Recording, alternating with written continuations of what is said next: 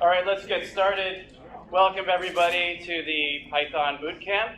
It is officially the end of your summer, I'm sorry to tell you, but it is also officially the beginning of your love of Python, we hope.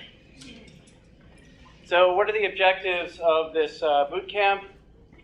Obviously, introduce you to the Python computing language. And most importantly, out of everything, we want to get you writing Python code. And we want you writing Python code in such a way that you know how to do it just with your fingers without really having to think about it. Going from not knowing any Python to that obviously means you've got to do a lot of typing. We also hope throughout all of this to convince you of the utility of using Python in your own daily lives, in your own research, perhaps even in your own personal lives. And part of that is getting you going on what we call good coding practices, or software carpentry, making sure you know how to do versioning the way that Python people do it, and also start teaching you about different curation practices for your code and for your data. We love Python, and so it's going to be very hard for us not to proselytize and bash all the other codes out there and all the other languages. We're going to try not to, because everybody and every language is very interesting and good in its own right, but sometimes it's going to be pretty hard to resist. Okay, so how are we organizing this? Well, as you know, it's going to be 3 days of intensive lecturing and coding. We'll be showing you demos in class. And the Python, if you go to pythonbootcamp.info and replace lectures with agenda, you'll see basically the whole schedule of the entire bootcamp. And we've started populating, at least the first day, with PDFs and other data files that you'll wind up needing. If you're not on Wi-Fi, you should do that. Try to get yourself on Wi-Fi now. We'll have breakout coding sessions. Essentially, we'll give you little mini assignments, and we'll ask you to solve a specific problem related to the last lecture that you saw. And there are a number of different counselors in the room who will be also manning the IRC channel called PyBoot, and you can ask questions there. You could raise your hand. We hope that as you start coding, you don't just get stuck, but you actually ask for some help. We're providing lunch and caffeine. That'll be outside. We are not allowed to have food and drink inside this room. And at the end of both today and tomorrow, you will get fairly large homework problems that you'll have to go home, and after you're totally sick and tired of Python, you'll be doing even more of it at home. You won't be graded on it, so it's okay. And perhaps the song that I played before we got going should have introduced you to this idea that this is not going to be a cakewalk. This is not just going to wash over you like I'm watching Khan Academy, website videos, and now I know Python. You're going to have to code. I'm glad all of you brought your laptops. And the more you code and the more you ask questions, I think the better and more proficient and more comfortable you're going to wind up being with Python in the end. Okay, so we all have name tags, counselors, and if you need to contact us, you can get on Wi-Fi and go to this IRC channel. You can get to the IRC channel through the main website of the course. For those that don't have AirBears natively, because you're not a UCB affiliate, perhaps you're at LBL, we have a number of these different tags around in the wild. There's some up there, and there's some down here. Grab it sooner rather than later. Perhaps even just raise your hand now, and we'll have some of the counselors come down and hand them to you. The other thing is, if you want to tweet what an awesome time you're having or what a miserable time you're having, this is the hashtag for the bootcamp. You can communicate that way or do whatever you want to do on Twitter. Okay, so there's a couple things that you should know about us who are going to be teaching you over the next 3 days. Some of us are core contributors to some of the main Python packages that you'll be using. In particular, IPython and Matplotlib are two very important code bases that are related to Python, and we'll be teaching from those and using those heavily. But many of us are essentially just users of Python, and we've been users of Python for a very long time. I'm not a CS person, I'm not a CS major, but I think what's sort of a remarkable testament to the Python computing language is that somebody who really doesn't have a deep background in CS can feel comfortable enough teaching you an entire language. That's something that's really wonderful about Python. The other thing that's wonderful about Python is that you will inevitably ask me a question that I will have no answer to. But Python itself is usually a good starting point to get at that answer. If you ask me a question about history, we'll go look at Wikipedia. But if you ask me a question about syntax, how do you do this, how do you do that, what happens if you do X, Y, or Z, we'll just try it, and then we'll see. And so there's this natural sort of learning cycle within Python that really demands, if you ask a question, to go and try to answer that yourself. Okay, so let's get into it. What is Python? Why are we using Python? And then we'll get going with Python.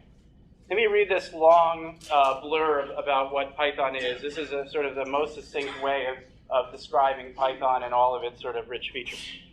Python is an interpreted, object-oriented, high-level programming language with dynamic semantics.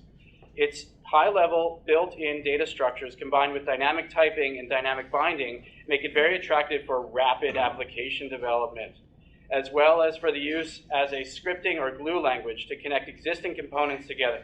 Python's simple, easy-to-learn syntax emphasizes readability and therefore reduces the cost of program maintenance. Python supports modules and packages, which encourages program modularity and code reuse. The Python interpreter and the extensive standard library are available in source or binary form without charge for all major platforms and can be freely distributed. Okay, what does that mean? Here's a couple of buzzwords that we rip out of that. Interpreted. That means that there is no need for compiling. If you're used to C, you have to write your code, you have to compile it, and then you execute it. There is no sort of compile stage. It's sort of done just in time.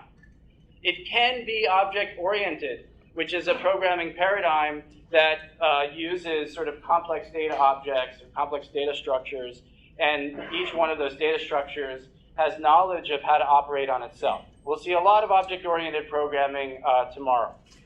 Today, we're basically not going to touch on that. It's high level in that it abstracts from you a lot of the things that you normally have to think about if you're doing what might be called low-level programming.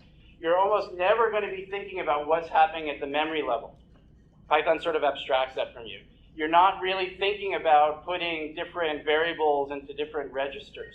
You are thinking abstractly, and because of that, it allows you to write code, and the semantics and syntax of Python is very, very readable. It's one of the things that people who work on Python and people who invented Python are very proud of in the language, is that you can look at Python code and you can just see what it's doing.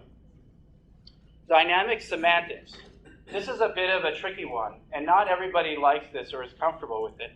The idea here is that you can change the meaning of something on the fly while you're actually running it. I can set a variable equal to 1, an int, and then on the next line I can say that same variable is equal to some string.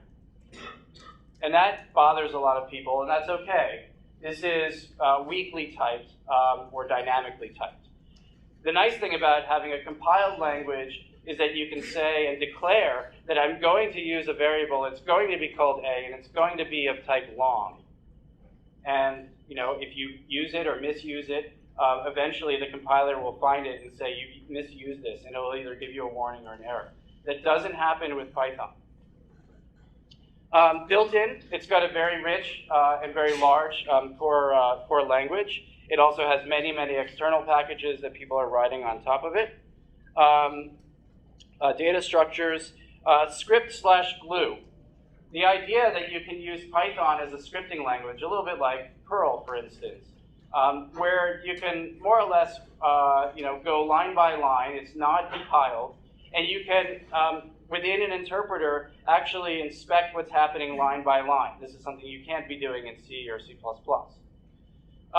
We think of Python as a glue in a sense that it's got this beautiful sort of native language, but it also knows how to play very well with all the other things that are out there in the wild, like advanced visualization or large databases, or if you want to do parallel computing.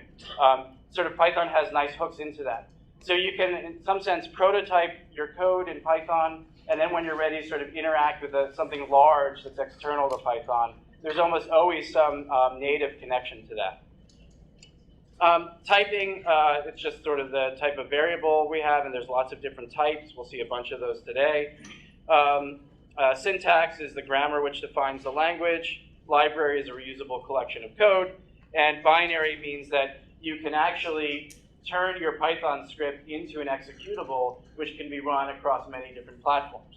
So that's very nice. You're not sort of baked into just using the OS that you developed on. You can now sort of port it very easily and trivially over to other platforms. By the way, stop me if you have any questions. I'm happy to slow down here.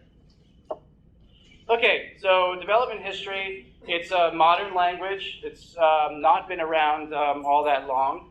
Started in 1989 by this person named Guido van Rossum, who is now working for Google.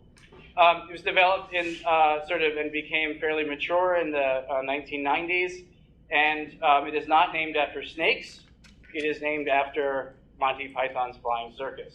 So you'll be seeing a lot of that. Whether you like Monty Python or not, I don't know, but I'm sorry, you're going to have to deal with that. It's the cleanest humor that we're allowed to show in public, right? It still pushes a little bit of the boundaries. He is called the Benevolent Dictator for Life, or BDFL. He is still heavily involved in Python, but not really on a daily basis.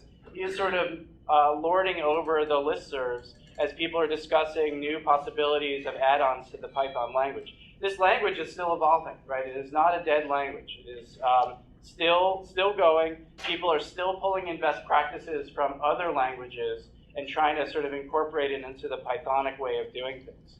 And he really sort of still says, I think this is the way we should go. Or when there's two warring factions and one group says this is how we're going to do it, the other group says that, he says, come on guys, let's all get together and be friends. And he calls them over for a beer and they figure it out. So he still makes Python happen.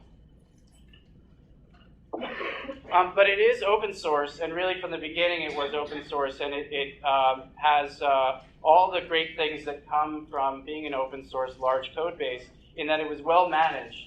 And so version control is very good, code review is very good, but it has a huge group of people contributing both to the core language itself and then to the ecosystem of third-party apps outside of that. It does rely on large amounts of community input, in particular for squashing bugs, for submitting patches, and for adding these third parties. Version 2.0 was in 2000. That was a major achievement. And we are using 2.7.3 in this class. It's okay if you're pretty close to this. We asked all of you to try to install the nthought distribution of Python, which includes an interpreter, which is version 2.7.3. And again, because the language is changing, the interpreter needs to sort of be able to keep up with the language. But if you're at, say, 2.6, it's probably not too bad. If you're at 2.5, that's not so good. If you're at Python 3 or something, that's also not going to be so good for this class. There was a major thing that happened. Basically, in 2008, there was an entirely sort of rewrite of Python. That was called Python 3.x, so now it's at, I think, 3.3. And it is not backward compatible with codes that you might write in Python language 1 point whatever, 2 point whatever. So that's the bad news. The good news, though, is that if you are developing in 2.7, as we'll be teaching to here, your code is fairly easily migrated to 3. There are essentially scripting tools which take your code and say, this is how I need to morph it so that it works in 3. The major problem with Python 3 for the moment, and again, this is a bit of sort of changing landscape, is that the major plotting package which most people use who are using